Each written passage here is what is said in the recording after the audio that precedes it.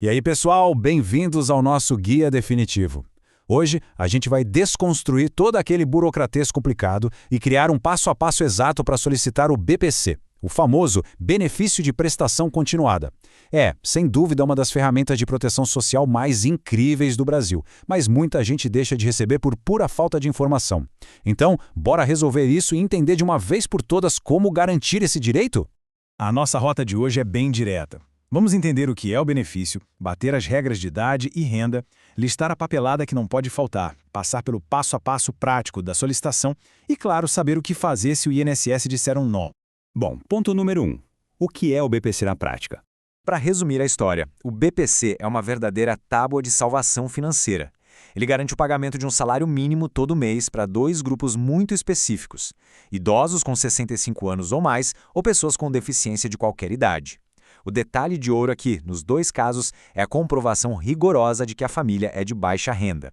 É uma grana federal pensada justamente para proteger quem está numa situação de extrema vulnerabilidade, sabe? Só que olha só, rola uma confusão enorme aqui. A gente precisa separar urgentemente o BPC da aposentadoria tradicional. O BPC é pura assistência social. O que isso quer dizer na prática? Quer dizer que ele exige zero contribuição prévia. Ninguém precisa ter pago o carnê do INSS na vida para ter direito. Mas exatamente por ser uma assistência, ele tem regras próprias. Não tem 13º no fim do ano e não deixa pensão por morte para os dependentes. É uma lógica totalmente diferente de uma aposentadoria. E já que falamos de regras, vamos para o ponto 2, os requisitos de idade e o grande bicho-papão de muita gente, a regra da renda. A matemática principal que a gente tem que ter em mente é esta fração aqui, 1/4. A renda por pessoa da família tem que ser igual ou menor que 1/4 do salário mínimo. É um filtro financeiro super estrito, desenhado literalmente para focar em quem vive em extrema pobreza. E não adianta tentar adivinhar, cada centavinho dessa renda familiar precisa ser declarado e comprovado. Mas espera aí, quem a gente coloca nessa conta? O governo é bem rígido com isso. O tal do grupo familiar só inclui parentes bem específicos que dormem debaixo do mesmo teto. Entra quem está pedindo, o cônjuge ou companheiro, os pais, irmãos solteiros, filhos solteiros e menores sob tutela. Só isso. Parentes como avós, tios ou filhos que já casaram ficam totalmente de fora desse cálculo, mesmo que morem na mesmíssima casa. É como montar um quebra-cabeça com peças contadas. Para não ter erro, vamos olhar a matemática na vida real. Imagina uma casa com 4 pessoas, onde a única grana que entra no mês inteiro é a de um salário mínimo. Se a gente pegar esse valor total e dividir por 4, dá exatamente a marca de 1/4 de salário mínimo para cada um. Bateu na risca.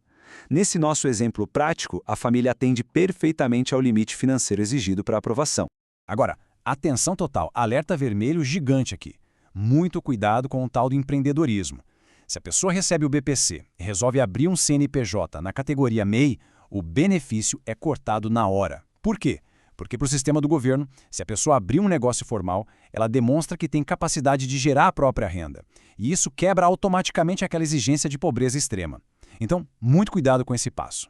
Regras entendidas? Maravilha! Vamos para o nosso ponto 3, a listinha de documentos obrigatórios para não dar a viagem perdida. Papel e caneta na mão para anotar o que a gente precisa ter. É obrigatório um documento oficial com foto e o CPF. Cópia simples mesmo, super tranquilo. O coração do negócio é o CAD único. Ele tem que estar atualizado há no máximo 2 anos, senão trava tudo. E uma novidade importantíssima para evitar fraudes é que agora a biometria é obrigatória. Pode ser com aquela nova carteira de identidade, assim, ou através do título de eleitor atualizado, ou até registro na Polícia Federal. O importante é a digital estar no sistema. E sabe qual é a melhor parte de todo esse processo? Ele é 100% gratuito. Não custa um único centavo de taxa.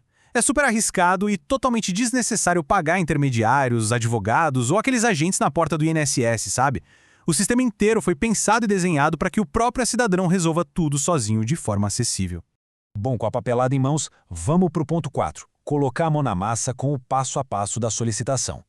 Para não ter dor de cabeça, o roteiro infalível é esse aqui. Passo 1, dá um pulo no CRAS do município para fazer ou atualizar o CAD único. É a base de tudo. Passo 2, fazer o pedido formal pelo aplicativo Meu INSS, pelo site ou só discar no 135. Não precisa nem ir na agência. Passo 3, se o pedido for para pessoa com deficiência, já tem que agendar a avaliação médica e social na mesma hora. E o passo 4 é segurar a ansiedade, acompanhar tudo pelo aplicativo e esperar a carta de resposta oficial do INSS chegar. E um detalhe muito legal sobre o passo 3, avaliação para quem tem deficiência, é fascinante. Ela chama avaliação biopsicossocial. Não é só um médico assinando um papel com o diagnóstico, não. É uma análise super completa feita por peritos médicos e também por assistentes sociais. Eles olham o quadro todo para entender como os impedimentos físicos ou mentais da pessoa interagem com as barreiras da sociedade a longo prazo, por pelo menos 2 anos. É entender o impacto real e prático na vida da pessoa. Mas e se o plano perfeito falhar? Vamos para o nosso último ponto, o ponto 5. O que fazer se o pedido for negado? Recebeu a carta do INSS com um indeferimento?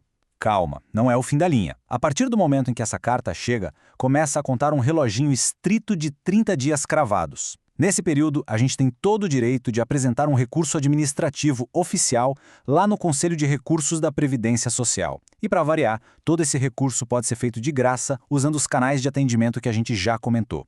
Pessoal, chegamos ao final do nosso guia. E dominar essas regras de acesso ao BPC é algo incrivelmente poderoso para o cidadão. O que nos deixa com uma pergunta muito séria para pensar. Quantas pessoas na nossa rua, na nossa comunidade, estão passando por dificuldades absurdas e perdendo essa ajuda vital simplesmente por falta de informação clara? O conhecimento, nesse caso, literalmente coloca comida na mesa. Fica aí a reflexão. Até o nosso próximo guia.